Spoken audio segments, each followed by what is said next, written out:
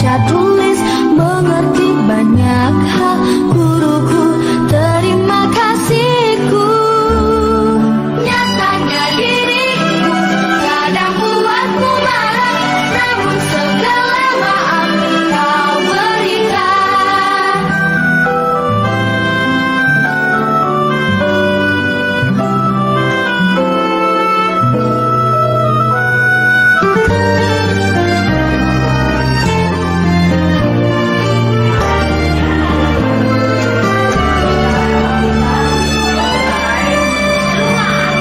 Selamat pagi semua, menantikan dirimu di depan kelasku, menantikan kami.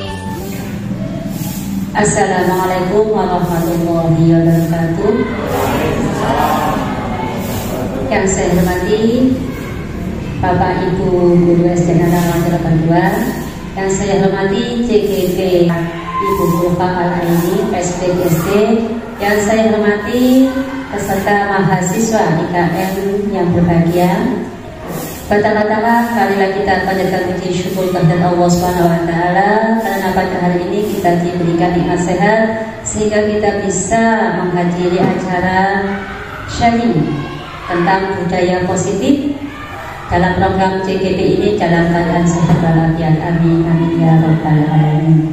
Salawat dan salam senantiasa kita hadiahkan kepada Nabi besar Muhammad Shallallahu Alaihi Wasallam, karena beliaulah Nabi akhir zaman yang akan memberikan syafaat kita di akhir kiamat. Di sini nanti kita belajar bersama tentang budaya positif yang ada di SDN kita, yaitu SDN Nalangala Harapan 2. Nanti diunggah kebudayaan yang positif di sini. Nanti kita dengarkan bersama-sama, kita komentari, kita kasih masukan jika ada sesuatu yang kurang. Untuk selanjutnya nanti saya pasarkan langsung kepada yang bersangkutan, mohon peran aktifnya. Nanti untuk ide-ide budaya positif ini yang kita unggah nanti bisa menjadi inspirasi untuk guru-guru yang lain juga biar bermotivasi mengikuti CGP, sehingga bisa meningkatkan background kualitas atau nilai plus dari SDN Nalangala Harapan 2 yang bisa menjadi pembeda daripada SSD lain. Untuk selanjutnya saya pasarkan langsung kepada penyampaian, yaitu Assalamualaikum warahmatullahi wabarakatuh. Alhamdulillahirabbil alamin. Salatu wassalamu ala rasulillah Sayyidina wa Maulana Muhammadin wa ala alihi washabbihi ajmain. Amma ba'du. Yang kami hormati Ibu Ulin selaku Kepala SDN Nalangala Harapan 2, yang terhormat Bapak Ibu Guru SDN Nalangala Harapan 2 yang sangat luar biasa, yang saya hormati juga adik-adik mahasiswa kampus mengajar yang juga sangat hebat dan luar biasa. Alhamdulillah hari ini saya diberi kesempatan di sini untuk berbagi dengan Bapak Ibu Guru dan adik-adik sekalian tentang budaya positif. Banyak hal budaya positif itu adalah suatu kebiasaan yang baik yang harus kita lakukan, terutama sebagai pendidik. Kita harus memberikan anak-anak kebiasaan-kebiasaan itu supaya bisa menjadi budaya positif, sehingga mereka tanpa disuruh, tanpa ada paksaan, tanpa ada tekanan, mereka akan dengan sendirinya melakukan itu dengan senang hati. Begitu ya Bapak Ibu. Nanti kita akan kupas apa sih budaya positif itu. Tujuan kita di sini adalah satu, berbagi dengan teman sejawat tentang pemahaman saya terhadap konsep kunci dalam modul budaya positif, yaitu perubahan paradigma belajar, disiplin positif, motivasi perilaku manusia, kebutuhan dasar, posisi kontrol restitusi, keyakinan kelas, dan segitiga restitusi. Yang kedua adalah berbagi pengalaman dan pembelajaran yang saya dapatkan setelah menerapkan konsep kunci tersebut baik di sekolah maupun di rumah. Nah, tadi dari pagi sudah sangat membosankan mendengarkan ceramah jahe. Ya, sekarang waktunya kita ice breaking supaya lebih fokus. Nah, ini ice breakingnya gini, tepuk 1, 2, 3, 4, 5, gampang sebetulnya. Ini nanti bisa dipraktekkan ke anak-anak juga. Ya, tepuk 1, bisa. Tepuk 1, tepuk 2,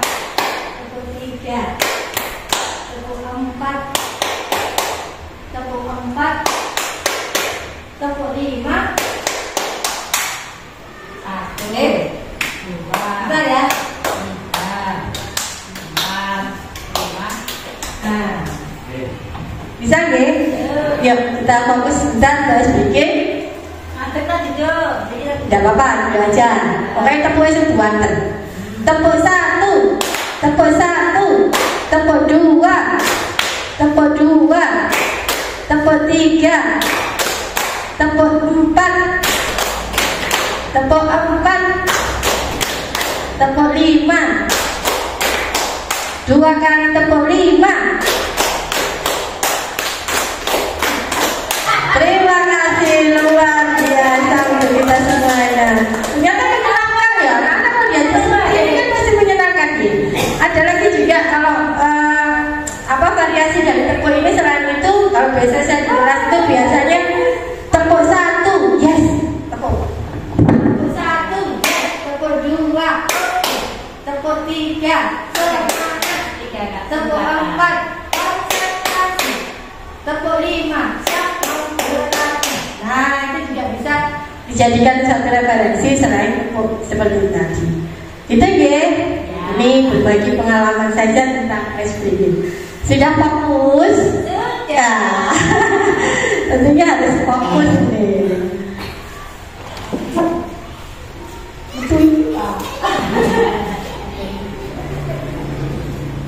Nah, sekarang pertanyaan pemantik. Bu Fai senang sekali pertanyaan. Nah, ini setuju apa tidak setuju, Bapak? Hukuman dapat mendisiplinkan anak. Setuju apa betul? Alasan. Benar gak? Hukuman itu dapat mendisiplinkan anak. Kadang bisa, kadang enggak nih. Berarti ya setuju, ya tidak setuju. Tergantung alasan dari masing-masing. Nah, kemudian yang kedua, pemberian hukuman dengan hal positif seperti membaca atau membersihkan halaman sekolah dapat meningkatkan disiplin anak. Benar betul? Setuju apa tidak? Tergantung Pak. Setuju apa tidak setuju? Kemudian yang ketiga, memberi penghargaan dapat meningkatkan motivasi belajar anak. Boleh nih sewenang-wenang kayak ribet. Memberi penghargaan dapat meningkatkan motivasi belajar anak. Setuju apa betul? Setuju ya? Oke. Dan kita bahas nanti setelah mempelajari itu baru akan dijawab itu nanti. Hukuman dapat mendisiplinkan anak. Setuju tidak setuju tergantung jawaban. Yang kedua, beri hukuman dengan hal positif, membaca, bersihkan itu meningkatkan disiplin anak. Juga terbukti kalau ini, saya tahu sendiri biasanya anak-anak itu suka bicara kotor. Tapi boleh kasih hukumannya apa? Ayo, baca istighfar 1 kali, baca istighfar 1 kali. Alhamdulillah banyak sekali kemajuan. Hari ini pun sudah tidak ada yang ngomong apa namanya mese-mese itu ya, tidak kata kotor itu sih. Berarti kan maju ini, ya kan? Disiplinkan atau satu tapi belum tentu dengan yang lainnya. Yang ketiga adalah memberi penghargaan dan meningkatkan motivasi belajar anak. Ini tentunya sepertinya iya, karena biasanya wah, aku nih aku gak ada PR, aku nih bisa hafal Pancasila, bisa nyanyi, berapa belajar Pancasila, itu duit gak perlu diri. Biasanya seperti itu. Bisa jadi motivasi. Betul ya? Setuju. Nah, pertanyaan tadi bisa kita jawab setelah kita tahu teorinya ini. Nah, ini kita berbagi tentang disiplin positif, nilai-nilai kebajikan universal. Kemudian teori motivasi, hukuman dan penghargaan, restitusi dan keadilan kelas. Kemudian kebutuhan dasar manusia yang ada hubungannya dengan dunia berkualitas. Kemudian restitusi dengan 5 posisi kontrol restitusi. Yang terakhir adalah segitiga restitusi. Nah tadi kepala tangan dan sudah coba Anda membayangkan bahwa Anda itu menyembunyikan sesuatu hal yang sangat berharga di kepala tangan Anda. Kemudian Anda berupaya bagaimana supaya ini tidak pokoknya nggak boleh, ini rahasia sampai mati nggak boleh, rahasia saya. Nah ada teman Anda yang ingin tahu, boleh dengan ancaman, rayuan, apa ya, intimidasi atau apapun itu supaya Anda mau membukakan apa yang ada di balik telapak kepala tangan Anda tadi. Seperti itu. Apa yang akan Anda lakukan seandainya Anda memiliki suatu rahasia yang ada di balik ini? Boleh nggak kalau ada seseorang yang ingin mengetahuinya? Nggak boleh. Boleh apa enggak? Ya tergantung. Duh, tergantung mana boleh.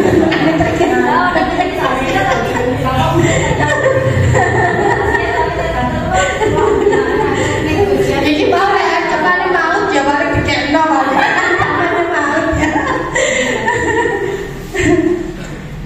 Nah, dari perubahan paradigma ini Bapak Ibu, itu adalah salah satu kontrol. Kalau kita mempertahankan apa yang ada di kepala tangan kita, itu adalah berarti kita itu punya prinsip yang tidak akan mudah berubah oleh orang lain. Apapun itu tujuh layunya, apapun itu alasannya, pokoknya nggak boleh, nggak boleh. Nah, jadi yang berhak untuk mengontrol kita itu adalah diri kita sendiri, bukan dari pengaruh orang lain. Ini di situ. Nah, paradigma dari kontrol ini, ilusi guru mengontrol murid. Guru itu kayak kontrol murid. Padahal sebetulnya enggak. Kita hanya membersamai mereka, mendampingi mereka, memfasilitasi mereka sesuai dengan apa yang mereka mau, sesuai dengan kodrat alam dan kodrat zaman katanya kalau sekarang ini. Kodrat alam itu sesuai dengan tempat lingkungannya. Kalau zaman ini berarti ya saat ini. Nah, kemudian bahwa kritik membuat orang merasa bersalah dapat menguatkan karakter. Itu hanya ilusi. Nah, kita dikritik itu menguatkan karakter, seolah-olah seperti itu. Kemudian bahwa semua penguatan positif efektif dan bermanfaat, itu juga ilusi. Ilusi bahwa orang dewasa memiliki hak untuk memaksa. Kadang-kadang kita seperti itu ya, ke anak-anak itu koyok-koyok itu manut sama gurune, kita waktu sama gurune, ayo anaknya sulano, lono. Seperti kita punya hak untuk membuat memaksa. Padahal sebetulnya itu ilusi, nggak boleh sebetulnya. Karena bahkan itu anak kecil, apa itu orang dewasa, apa itu remaja, mereka sudah memiliki hak untuk mengatur dirinya sendiri, mengontrol dirinya sendiri.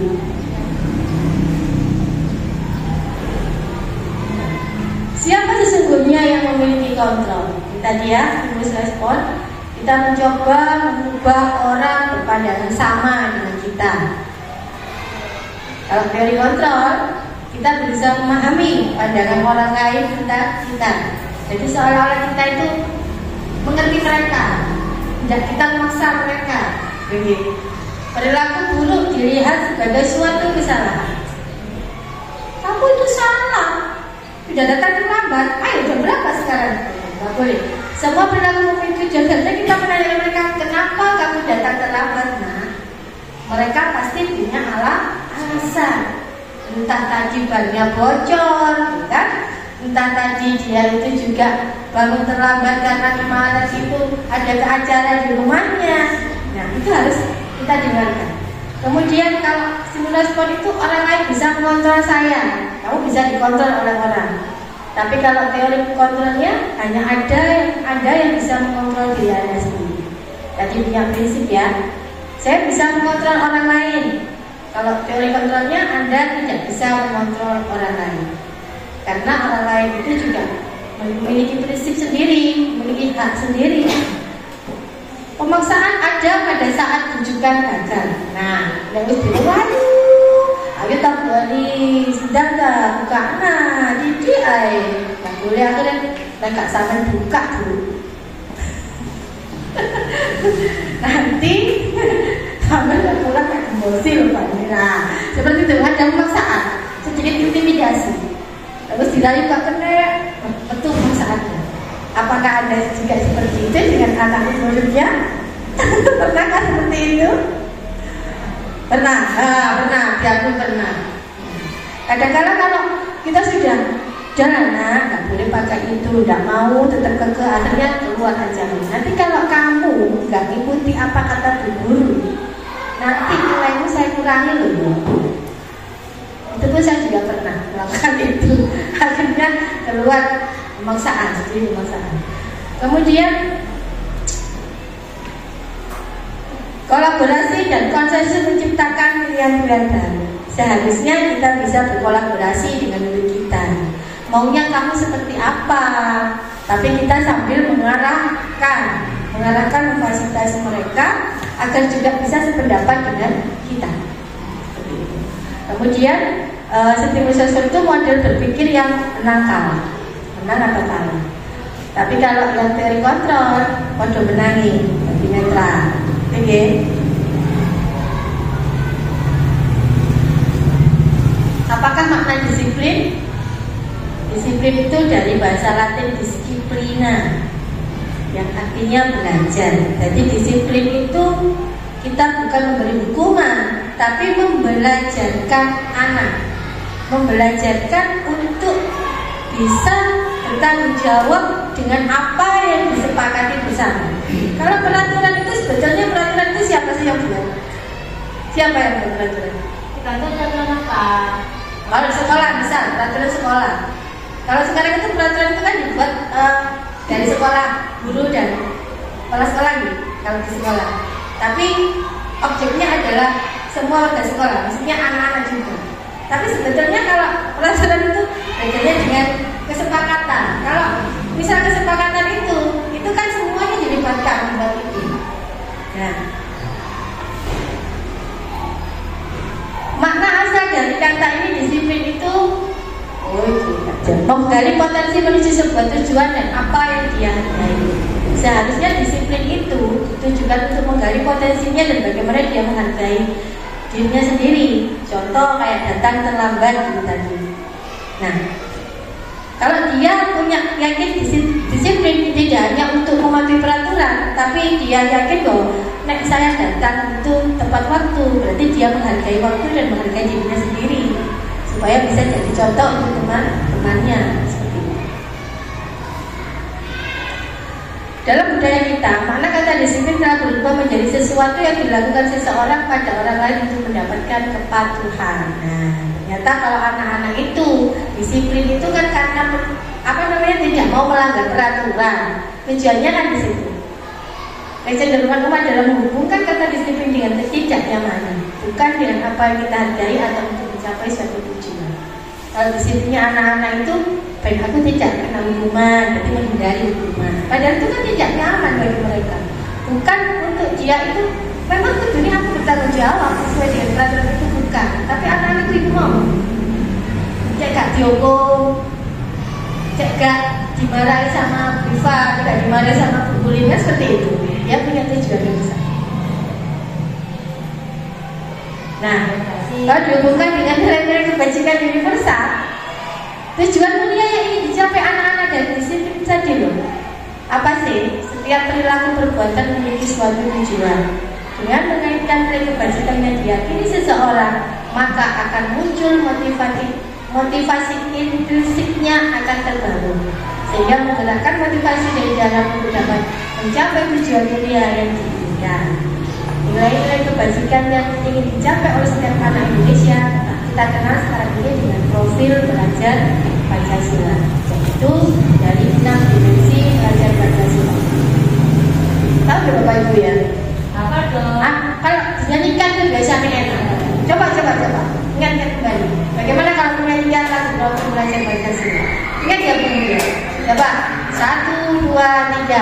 Belajar Pancasila, beriman dan berakhlak pada Tuhan yang esa dan berakhlak mulia, berkebudayaan global, gotong royong mandiri, kreatif dan berjalan tinggi. Nah, terima kasih. Itu seharusnya kita juga harus hafal, tidak hanya bisa tunjuknya saja. Kita sebagai guru pun harus selalu sering-sering menyanyikan supaya jadi kebiasaan. Lupa lagunya. Ya. Kadang-kadang memang kalau kita menghafalkan itu nek ambiangan itu gampang lupa. Tapi kalau dengan nyanyian itu biasanya selalu ingat. Ini perlu salah satu yang bisa kita terapkan ke anak-anak ya. Suruh hafal, ayo pakai lagu. Kelas 6 itu yang planet, menghafalkan planet itu. Nah, dia dengan lagu. Alhamdulillah, ya ada lagunya.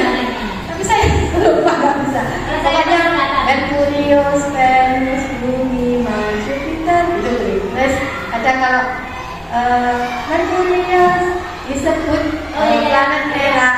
Wah, itu tapi saya nggak bisa anak itu yang bisa kemarin. Jadi iya, Richard Prager itu menggunakan lagu di sepupu pakai lagu. Ya, yang penting itu hafal bisa, nggak apa-apa. Jadi itu salah satu memberikan pembelajaran sesuai dengan minat anak-anak. Ya, salah satu masuk di situ.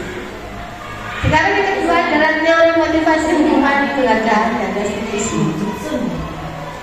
Nah, teori motivasi perilaku manusia itu satu, untuk menghindari ketidaknyaman atau hukuman tadi. Okay? Apa yang akan terjadi apabila saya tidak melakukannya? Rata-rata anak-anak itu disiplin karena takut dihukum. Nah, itu berarti kan ada yang dijaga. Nah, maksudnya motivasi eksternal dari luar, pengaruh dari luar. Aku nggak mau terlambat, nanti terlambat saya itu gimana bisa membuli? Saya mau dihukum kalau bukan nah, berarti motivasinya dari luar. Kemudian untuk mendapatkan imbalan dari orang lain atau institusi. Tadi katanya tadi, kalau saya bisa menghafalkan dimensi profil belajar Pancasila, nanti saya dikasih diva permen. Nah, ini berarti dia mengharapkan imbalan atau penghargaan dari orang lain, termasuk motivasi eksternal atau dari luar. Nah, yang ketiga adalah untuk menghargai dirinya sendiri. Saya akan menjadi orang yang seperti apa bila saya melakukannya. Nah, dan tadi contohnya, saya tidak datang terlambat karena saya itu menghargai waktu. Saya menghargai diri saya sendiri. Saya pengen dicontoh oleh teman-teman yang lain. Iku loh, pinter, akas, tahu kalian dan sebagainya. Ini jadi motivasi kita dari diri sendiri. Ya, berkeyakinan bahwa saya tidak boleh datang terlambat karena saya itu bertanggung jawab dengan waktu saya. Itu dari diri sendiri. Nah, dihukum oleh penghargaan. Bahwa penghargaan berlaku sama dengan hukuman. Ternyata memberi penghargaan itu sepodo kayak hukuman. Dalam arti meminta atau membujuk seseorang melakukan sesuatu untuk menuju tujuan tertentu dari orang yang meminta atau membujuk. Dorongannya eksternal dan ada faktor ketergantungan. Beberapa dampak dari pemberian penghargaan seperti itu. Ketergantungannya bagaimana? Kok bisa? Kita Bu Elis, atau Tata misalnya. Tata, kamu di depan. Nanti kalau mau masuk ke depan, terus kasih permen misalnya. Suatu hari, kalau dia tidak ada Bu Elis, yang ngurus Bu Eva, ayo Tata, kamu maju ke depan. Tanpa saya kasih embel-embel dikasih permen, dia tidak akan mau. Nah, itulah ketergantungannya di situ. Okay. Jadi karena motivasinya dia itu, kok ben orang haji dia, nggak ono haji aja, mau Bu, mau aku nggak ono haji aja, bahkan kalau dia termasuk anak yang pintar, yang anak berguru nih, apa Bu, saya kerjakan PR-nya, tapi nanti baru saya apa? Itu kalau saya jadi muridnya saya akan ada ketergantungan dengan gurunya. Nah, pengaruh jangka pendek dan jangka panjang. Penghargaan itu ternyata menghukum. Ya, bukan memberi motivasi, tapi menghukum. Tapi jangkanya pendek, karena itu tadi loh, dia punya tujuan kemana. Akhirnya bisa nyang-nyangan. Penghargaan mengurangi ketepatan. Penghargaan tidak efektif. Penghargaan merusak hubungan. Maksudnya biar merusak hubungan, menimbulkan kecemburuan sosial orang lain. Bisa, jangan tadi Tata, aja tidak permen. Kalau ada sih permen entek, orang lainnya tidak akan mau. Iri, oh Tata juga permen. Nah, seperti itu. Akhirnya bisa merusak hubungan.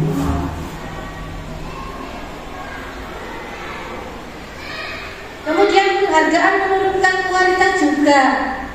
Nah, menurut awalnya dia termotivasi itu, tapi itu tidak akan berlangsung lama. Menurunkan kualitasnya. Penghargaan juga mematikan kreativitas. Penghargaan juga mengurangi motivasi intrinstiknya. Sebetulnya dia dia mau bertanggung jawab, tapi karena ada penghargaan tadi, akhirnya dia akan mematikan, mengurangi motivasi dari dalamnya lagi. Karena akhirnya aku seorang hadiah, aku seorang reward seperti itu.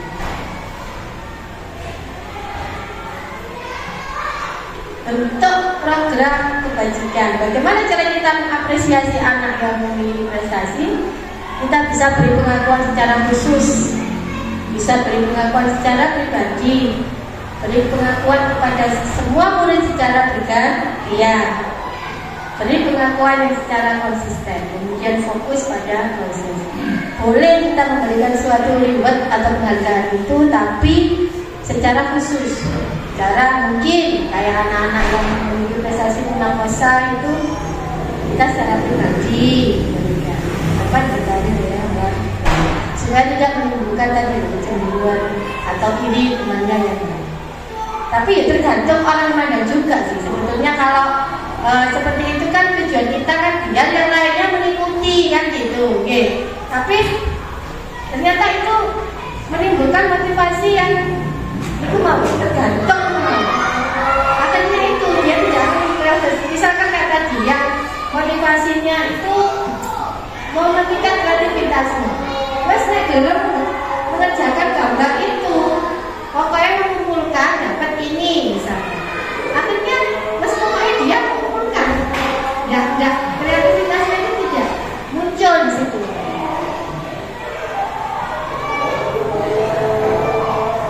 Nah ini contoh pengakuannya.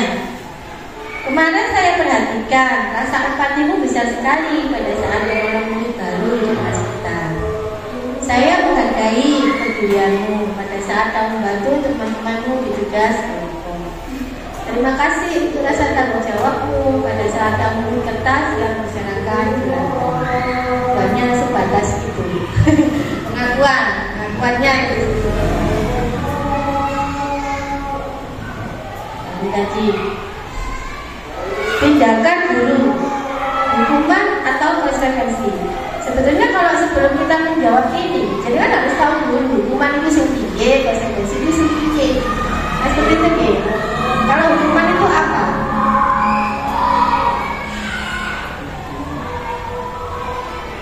Hukuman itu kita biasanya rata-rata kalau kasih hukuman itu fisik, fisik bisa dilakukan ke anak, kadang juga tidak ada hubungannya untuk dihukum.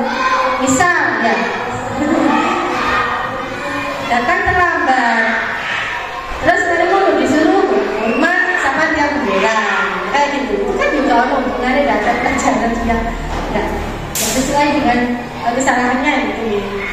Nah kalau konsekuensi itu biasanya berhubungan dengan tindakan kesalahannya apa itu.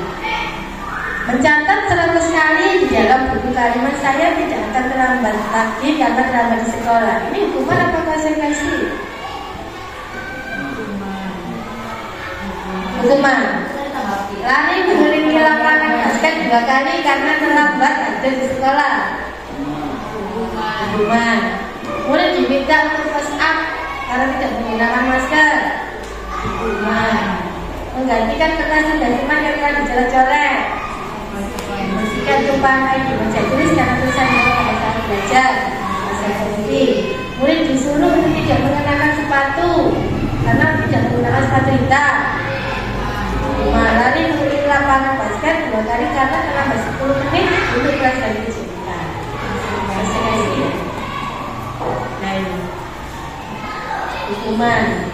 Ini hukuman. Nah itu tadi. Ternyata hukuman itu biasanya kalau dihukum itu anak itu juga boleh dendam barang dulu. Pernah gak merasakan itu? Boleh gak seneng aku risiko, mesti aku dihukum. Kadang-kadang jadi seperti itu. Boleh gak saya? Jadi ngomong. Nah nanti kita bisa merabari kita itu ternyata di posisi yang mana ya? Awalnya kita itu dengan anak ini sebagai teman, apa sebagai penghukum, apa sebagai manajer atau seperti apa. Nanti kita bisa. Perbedaan hukuman dan konsekuensi. Hukuman itu sesuatu yang menyakitkan yang harus terjadi. Kalau konsekuensi itu harus terjadi. Artinya di sini kalau konsekuensi itu kesepakatan sesuai dengan kesepakatan kita. Nek kowe numpahnya mau mencolok duit temanmu ya sampai itu ganti kan ngono. Ya, itu konsekuensi. Membuat anak sakit fisik dan hati kan tadi. Dikongkol lari, wis pegel, sing pegel ya nek gak mampu gak turu. Wis kali, wis belum waduh itu makan kata dikongkol dari mana. Nah, terus kalau dari mana. Kemudian yang ketiga, karena dia kesal dengan dia sendiri karena dihukum, akhirnya benci sama bapak guru atau ibu guru yang memberi hukuman. Tak suka akhirnya ada belakang seperti itu. Kemudian kalau konsekuensi membuat anak merasa tidak nyaman tapi sebentar, membuat dia berdeta ini kan hari 3 hari ya sudah bebas dari itu. Hanya sebentar. Kemudian kalau hukuman itu anak membenci kedisiplinan.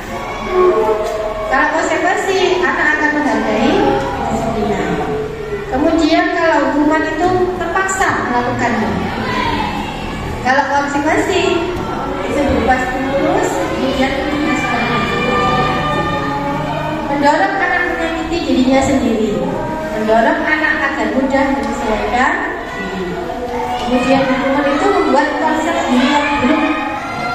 Kalau konsekuensi konsep diri yang lebih baik.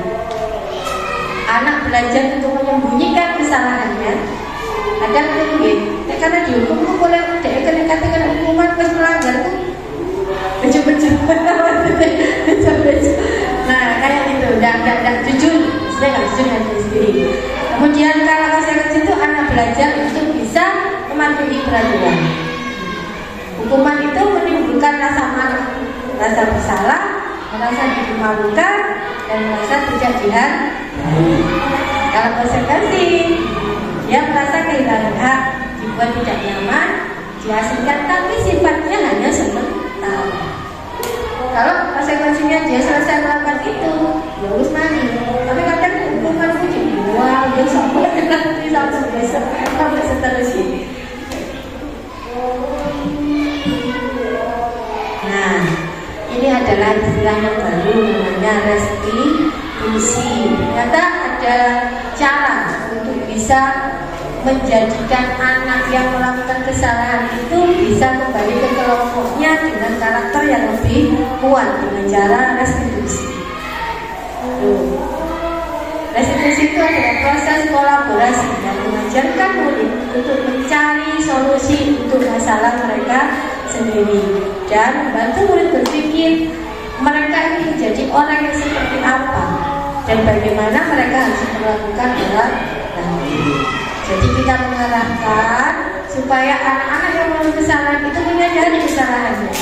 Kemudian mereka akan berusaha untuk tidak mengulanginya dengan meyakini apa yang mereka yakini. Misal kalau mencuri itu kan tidak menghargai orang lain atau mengambil hak orang lain. Nah, seandainya mereka dalam posisi barang mesti dicolongkan kamu, ya apa misalnya? Nah, akan bagaimana perasaan kamu? Mereka akan bisa meraba dirinya. Oh iya, saya sendiri barang uang saya nggak bisa jajan tuh. Saya akhirnya nanti lapor, saya boleh seperti ini. Mereka bisa mengeluarkan uang. Itulah restitusi. Nah, kalau hukuman itu mencapkan identitas gagal. Sesuatu yang menyakitkan tadi sudah ya, kita bisa bahasa satu. Nah itu korbannya mendapat keadilan, tidak nyaman bagi murid, perilakunya pasif, anak akan merasa tersakiti, kemudian anak akan membenci pada sebuah peraturan. Tapi kalau konsekuensi atau restitusi itu akan memberikan identitas yang sukses. Konsekuensi itu menetralkan tadi. Tapi kalau restitusi, insya Allah akan memberikan dampak yang positif bagi murid. Karena harapannya dengan restitusi, anak yang melakukan kesalahan itu mereka akan bisa mandiri, bisa bertanggung jawab, juga bisa memperbaiki kesalahan untuk mencari solusi masalah yang telah dibuat. Itu tujuannya dari restitusi.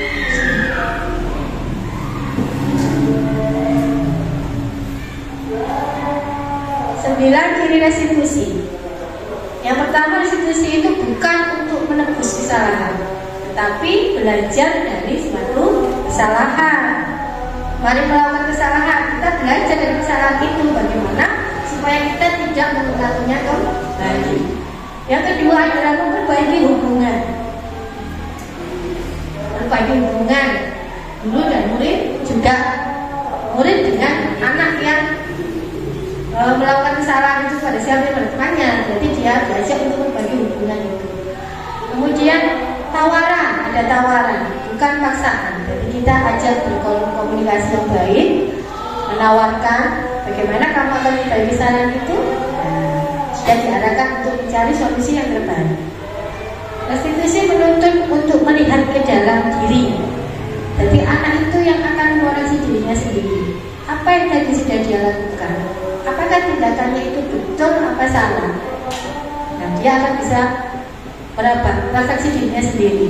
Kemudian restitusi mencari kebutuhan dasar yang berdasari tindakan. Restitusi diri adalah cara yang paling baik. Restitusi fokus pada karakter, bukan tindakan. Restitusi juga fokus pada solusi masalah. Restitusi mengembalikan murid yang berbuat salah pada kelompoknya. Nah, ternyata dampaknya restitusi itu sangat bagus, berdampak positif pada murid. Jadi mereka itu seolah-olah itu apa ya? Jadi meskipun salah, tapi dia tidak diberi hukuman ataupun apa, tapi dia berusaha untuk memperbaiki kesalahan itu. Jadi dia senang diri. Apa? Sungkan. Iya, jadinya nanti segan sama gurunya itu. Bukan karena tujuan apa-apa, tapi akhirnya sama guru, saya tadi salah, tapi sama guru nggak dikasih hukuman. Saya cuma diajak komunikasi, berusaha untuk memperbaiki hubungan dengan teman yang dianggap salah tadi. Nah, akhirnya anak itu memiliki dampaknya apa ya? Istilahnya senang dengan langkah itu gitu loh. Kadang-kadang kalau dengan hukuman itu jadi rendah diri, takut. Terus kadang-kadang akhirnya di kelas itu ya menang kayak gitu, kalau itu malu. Apalagi anak yang sudah besar-besar, kelas 5, kelas 6, nah juga hukuman itu malu. Jadi kita berusaha jadi guru yang bijak dalam menghukum dirinya, hukuman yang tidak mempermalukan mereka. Karena kalau maksudnya bukan hukuman, istilahnya dengan diajak berkomunikasi yang baik, tadi. Saya sendiri juga sama Bu, ternyata ya malah tahun jadi setelah belajar ini, wah ternyata apa yang saya lakukan ke anak-anak itu, salah jalan. Kita juga memahami kepada anak-anak. Iya. Ada yang kelas, gini kelas, gini kalau itu, tapi dia nggak terbentuk mematuhi komitmennya juga. Kita juga ada. Ya bagaimana? Kemarin juga jadi bahasan pada saat kita lakukan diskusi. Wah, kalau sudah dilakukan restitusi, tapi ada ya sih aja kayaknya ya semua kemana? Di restitusi lagi. Nah kalau sudah sampai beberapa di restitusi, saya bilang itu ya itu memang itu ya. Sudah seperti itu.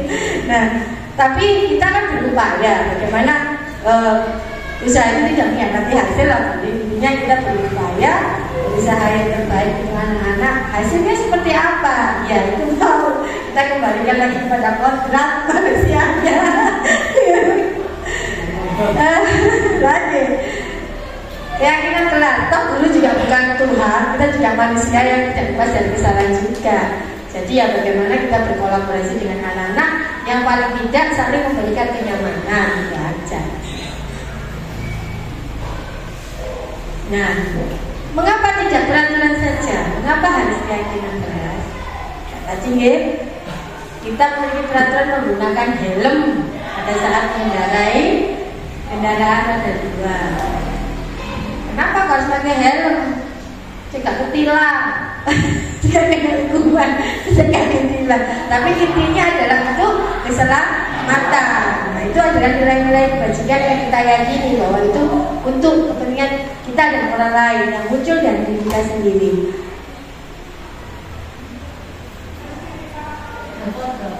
Ketok peraturan kelas.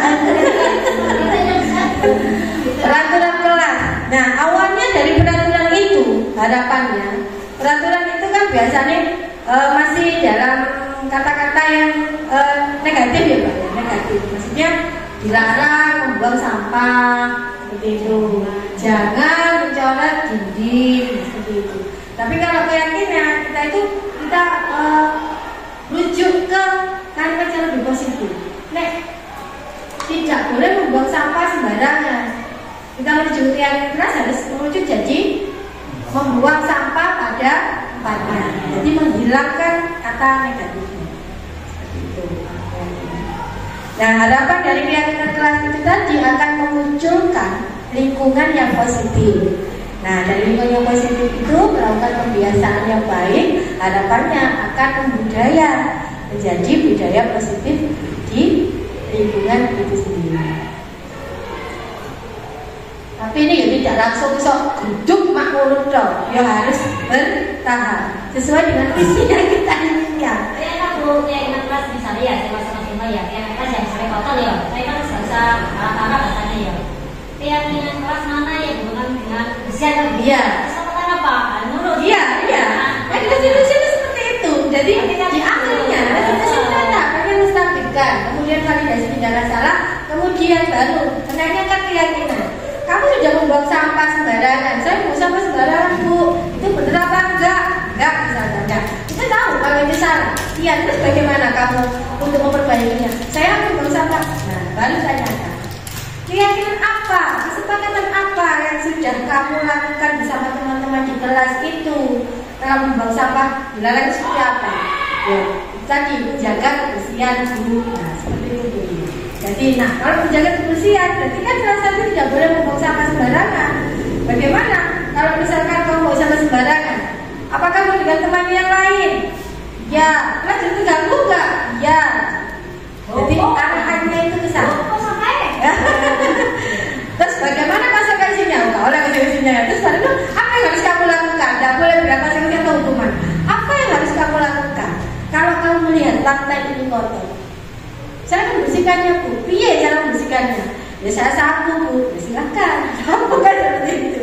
Jadi kata-kata itu jangan sampai muncul hukuman atau konsekuensi. Meskipun konsekuensi itu arahnya juga berdampak positif, tapi masih lebih baik restitusi. Nah ini yang mana yang merupakan keyakinan kelas dan mengapa? Kesepakatan kelasnya datang tepat waktu, mengucapkan salam, menjaga kebersihan sekolah, berdoa sebelum aktif dalam belajar. Yang mana yang ini apa yang ini? restitusi ya Pak, nanti itu kesepakatan kelas. Loh, judulnya belum sama, tapi kan pertanyaannya yang mana yang merupakan keyakinan kelas. Dan ini kami guru dan murid yang saling menyayangi, kami murid yang semangat belajar, kami murid yang peduli. Jadi intinya itu orang membaca itu kesannya itu banyak. Menyayangi itu kan piye sih menyayangi itu? Ya gak oleh lok-lokan, gak oleh bukan lebih luas, lingkupnya lebih luas. Bagaimana sih semangat belajar? Yang semangat belajar, iya semangat belajar itu ya kudu aktif, yang mengerjakan tugas, yang mengerjakan PR.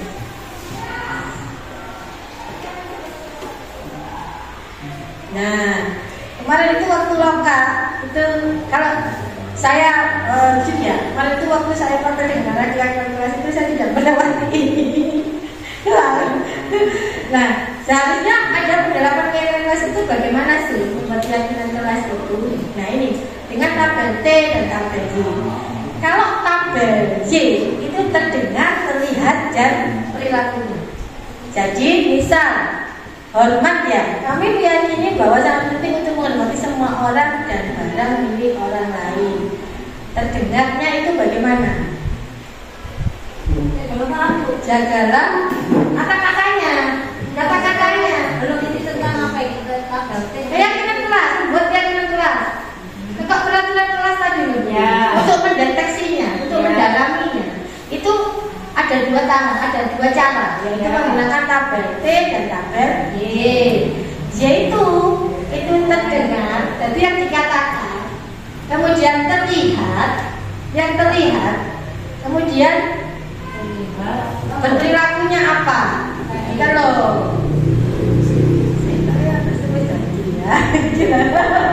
ini contohnya hormat ya, keyakinan kelasnya itu hormat, menghormati orang lain misalnya. Ini terdengarnya bagaimana? Satu orang berbicara, saya bantu, yuk saya bantu, kita bisa selesaikan ini bersama. Terima, tolong ya, permisi, boleh saya pinjam? Nanti akan segera saya kembalikan. Itu terdengar. Terus kemudian terlihatnya empati terhadap perasaan orang lain, memegang barang milik orang lain hanya dengan izinnya, mendengarkan dengan sesama, terlihat mendengarkan dengan sesama, senantiasa berbuat baik, kemudian berbagi dengan orang lain. Maksudnya yang terlihat, yang perilakunya tersenyum ramah, memberikan salam hormat, jabat tangan. Kalau terlihat perilaku hampir mirip. Kemudian kalau menggunakan tabel T, itu tampak seperti, tidak tampak seperti. Untuk keyakinan kelas hormat, contohnya datang tepat waktu, tidak tampak seperti, sering hadir terlambat. Tampak seperti datang tepat waktu, tidak tampak seperti sering hadir terlambat. Negatif. Paling aneh. Menyapa teman dan guru setiap hari. Ini tapi artinya kan sama yuk. Menyapa teman dan guru setiap hari. Tak acuh kepada teman dan guru. Berarti kan ya peduli. Artinya sama tapi bahasa aneh itu jadi negatif.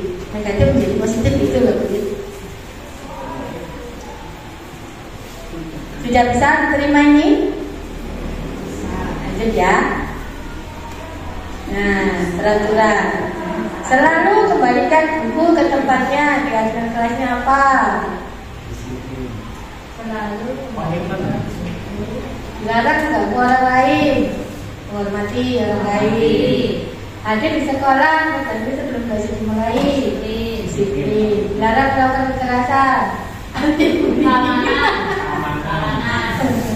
Dilarang menggunakan narkoba. Kesehatan, keamanan, bergantian atau bergiliran. Hormati, tertib ya. Gunakan masker.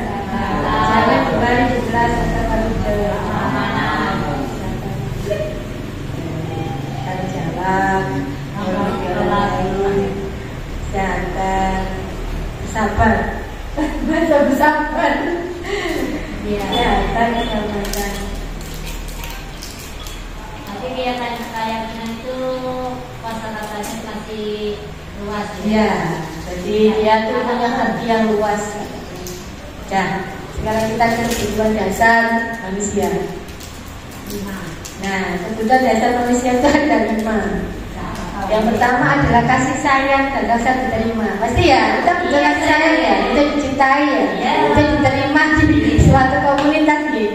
Kemudian penguasaan itu power, kekuatan. Kepingin menguasai sesuatu, gitu betul? Iya pasti. Ya Allah, setiap manusia begini itu pasti ada untuk berusaha menguasai sesuatu. Nah, kemampuan itu kan ya salah satu penguasaan. Kemudian kesenangan. Nah, diulang kewotean. Apa menurut kebutuhan apa dia? Senangan, ya kan? Tapi waktunya sejak tepat. Yang pelajaran kok kewotean, gitu. Ayo. Bisa lagi itu mulai kewotean. Akhirnya difasilitasi ikut grup drum band, ya begitu. Nah itu. Kemudian setiap orang juga butuh kebebasan. Bebas dalam artian bebas melakukan apapun sesuai dengan keinginannya. Kemudian yang kelima adalah bertahan hidup. Karena kita bersosialisasi, beradaptasi dengan lingkungan, tujuannya adalah untuk bertahan hidup. Untuk bertahan hidup. Jadi kalau murid kita itu melakukan sesuatu di kelas, katakanlah seperti tadi, kayak namanya Wahyu tadi, wayai pelajaran keplotekan, dia punya tujuan seperti ini. Nah, betul. Dia menarik, minta diperhatikan sama gurunya. Tujuannya itu. Nah, iya kan?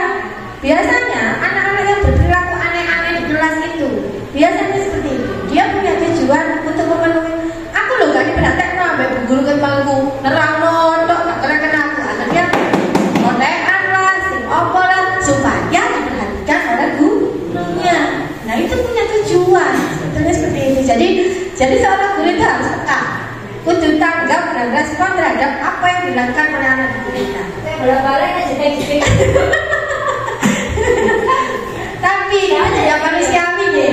Kadang-kadang nek itu mau berhati-hati anak 5 sampai 10 yuk isok bu. Tapi kan kita itu ya kita ayah itu lemah sekolah dengan berbeda-beda karakter, dengan berbeda-beda keinginan.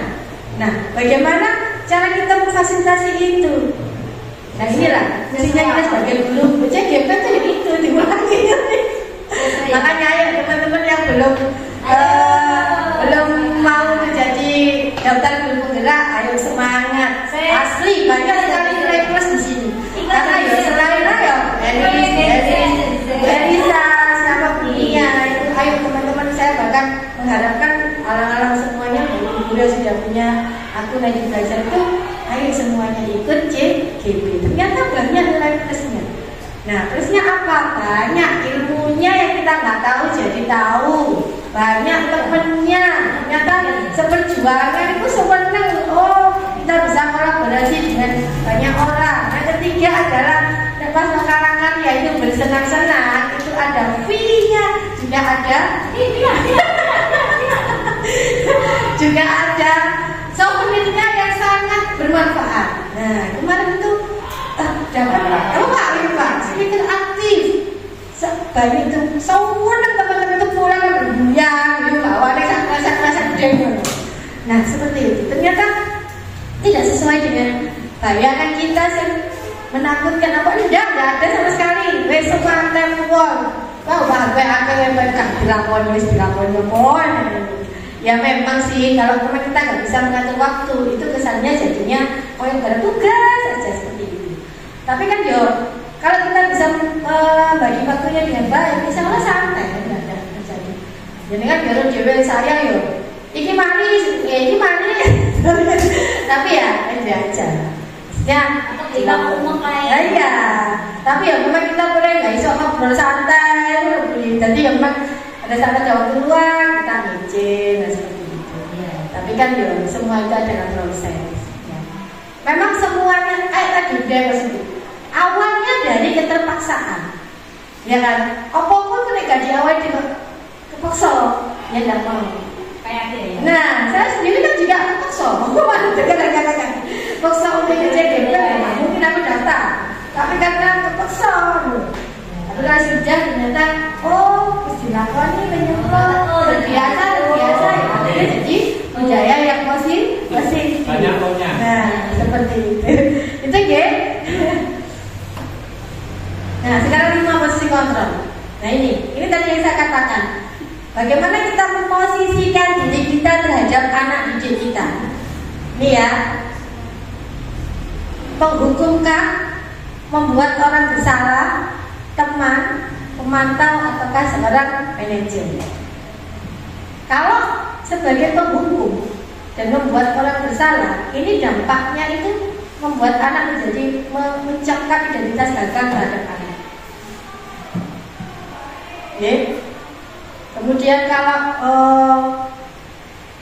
posisi kita sebagai teman atau pemantau, itu identitas yang berhasil sukses, cuma juga masih ada ketergantungan. Tadi saya katakan bahwa anak itu tadi bergantung pada salah satu guru. Juga kalau sudah meskipun semua kalau Bu Iva misalkan, kalau move on dengan guru yang lain itu agak susah, lama. Itu ya, jadi kalau dalam institusi kita itu bertindak sebagai manajer. Artinya mengarahkan, memfasilitasi bersama mereka untuk bisa memunculkan motivasi dari dalam dirinya sendiri.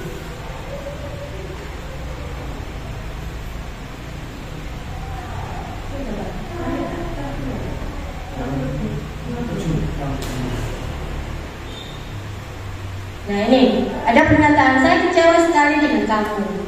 Ini adalah yang mengatakan itu, berarti posisi kontrolnya dia sebagai membuat orang merasa bersalah. Kamu tidak benar melakukannya sebagai pembuku. Ayolah lakukan demi Bapak. Nanti kalau kamu seperti itu, Bu Ivo itu loh ditegur sama Bu Uli. Tolong ya nak, jangan lakukan itu lagi biar bisa.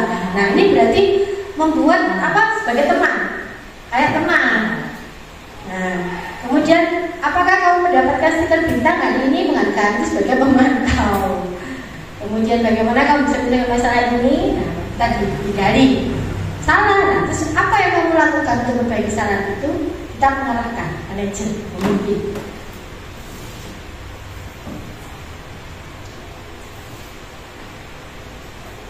Nah, ketiga situ aja ya. Itu ada 3 tahapan. Yang pertama adalah menstabilkan identitas. Artinya di sini kita gali apa kesalahan mereka, biar mereka yang mengatakannya sendiri. Kemudian kita stabilkan identitasnya, bahwa membuat kesalahan itu adalah hal yang wajar, yang manusiawi. Tidak apa-apa kan kamu terlambat hari ini, tapi besok dan seterusnya jangan dilakukan lagi. Nah seperti itu kata-katanya, supaya anak untuk menstabilkan identitasnya ya. Kamu bukan satu-satunya kok yang pernah melakukan kesalahan ini. Temanmu juga pernah, tapi bagaimana kamu menyadari kesalahan kamu itu? Yang kedua setelah menstabilkan identitas yaitu memvalidasi kesalahannya. Mengapa kamu melakukan itu? Mengapa kamu terlambat hari ini datang ke sekolah? Dia pasti punya alasan.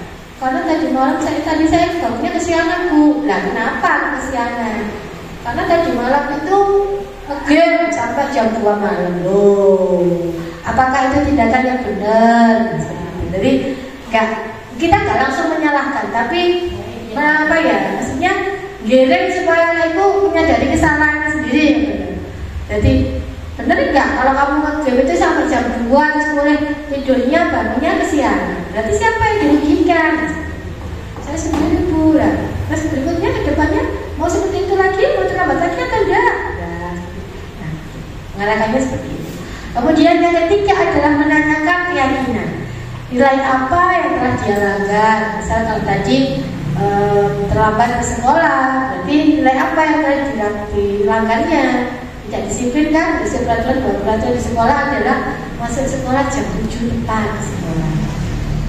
Dia akan bisa merefleksi dirinya sendiri. Kemudian menanyakan keyakinan itu lanjut dengan bagaimana kamu ini menjadi orang yang seperti apa sih ke depannya? Saya ingin menjadi orang yang bertanggung jawab Bu. Kalau terlambat itu bertanggung jawab apa tidak? Nah, biar kita mantik-mantik pertanyaan, kemudian kita luruskan kembali seperti itu untuk yang menanyakan keyakinan. Nah ini untuk membuat anak yang merasa gagal karena berbuat salah menjadi positif terhadap dirinya, menstabilkan identitas. Guru berkata, berbuat salah itu hal yang manusiawi, tidak ada yang sempurna. Seperti ini kata-katanya. Contoh kata-katanya yang bisa dilakukan untuk menstabilkan identitas pada anak. Validasi kebutuhan, membantu murid mengenali kebutuhan dasar yang dipenuhinya ketika melakukan kesalahan itu. Contohnya, kamu bisa saja melakukan hal yang buruk, tapi kamu tidak melakukannya. Kamu pasti punya alasan kenapa kamu melakukan hal itu. Menanyakan keyakinan, anak melihat kesalahannya dihubungkan dengan norma sosial dan nilai-nilai mendasari manusia berinteraksi dengan orang lain. Jadi nilai universal apa yang sudah kamu langgar? Misalkan tidak disiplin, tidak menghormati orang lain, tidak bertanggung jawab. Terus bagaimana kita mengarahkan agar mereka bisa memperbaiki kesalahan yang sudah dilakukannya. Yang lagi juga sama.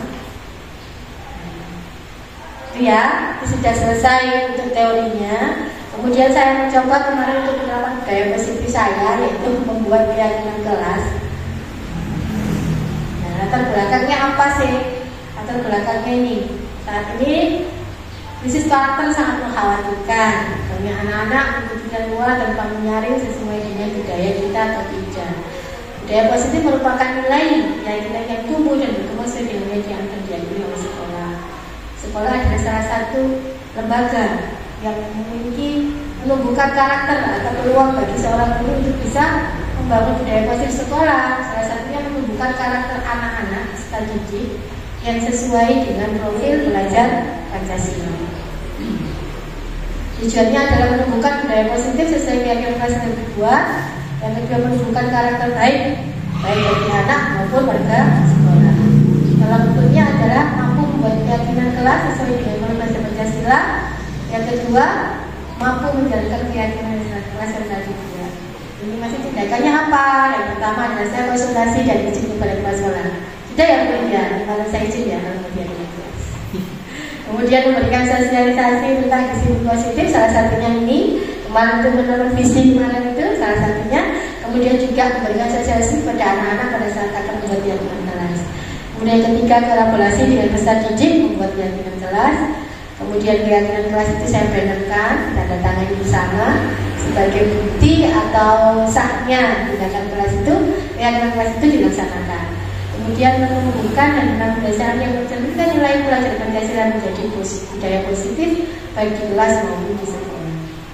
Dukungan yang dibutuhkan adalah orang tua yang mendukung dan melakukan pembiasaan budaya positif. Kalau budaya positif itu sudah dilakukan di sekolah, kita harus komunikasi, berkolaborasi dengan orang tua untuk juga bisa mengawasi anaknya di rumah itu melakukan itu enggak.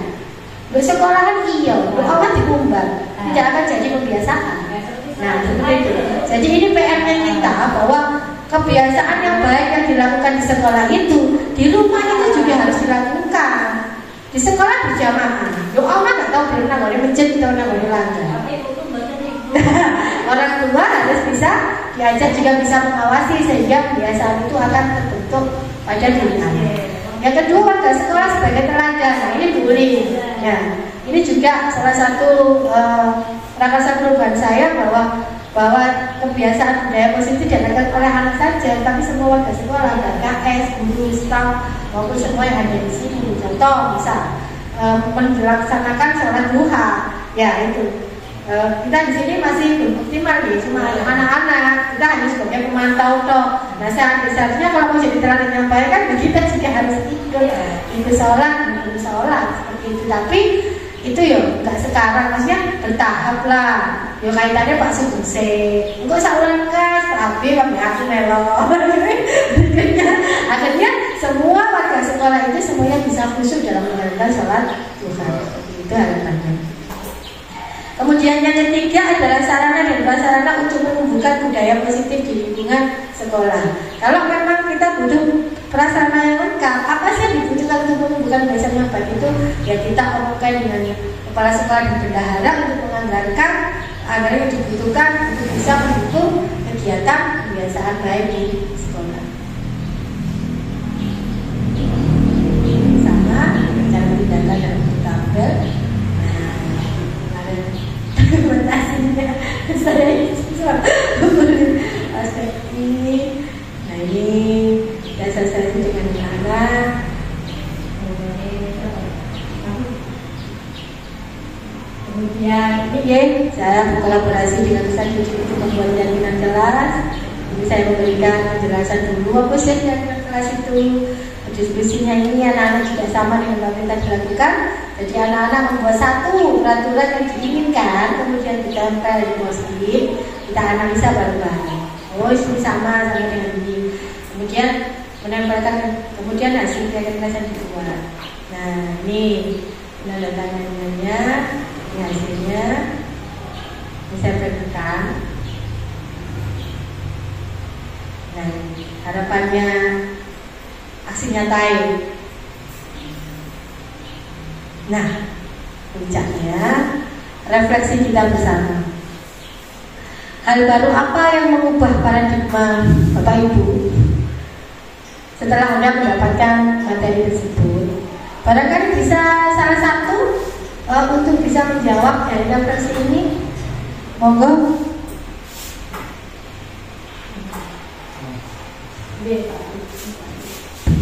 Terima kasih Bu Ita.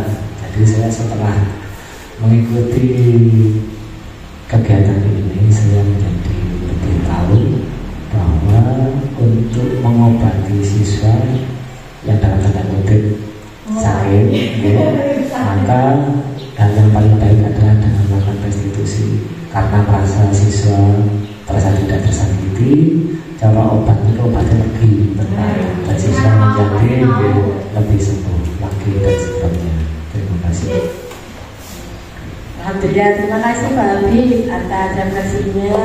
Ternyata memang benar bahwa restitusi itu pendokar obat legi. Jadi kalau anak dikasih yang manis-manis itu namanya obat. Dia ini manis, itu mau anak saya sendiri aja gitu. Obatnya yang manis ya mau.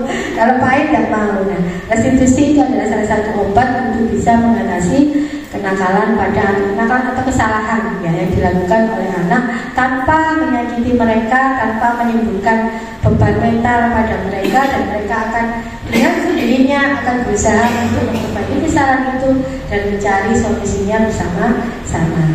Terima kasih atas berbagi pengalaman hari ini dengan Bapak Ibu sekalian. Saya sangat berterima kasih dan memberi apresiasi yang sangat luar biasa kepada Bapak Ibu karena sudah berbagi pengalaman ya. Bagi pengalaman di sini kita sharing bareng-bareng dan berdiskusi untuk meningkatkan kualitas pembelajaran di kelas kita. Apabila ada kurang kata atau perilaku yang kurang berkenan dari Bapak Ibu sekalian, saya sudah berbagi, mohon maaf yang sebesar-besarnya. Assalamualaikum warahmatullahi wabarakatuh.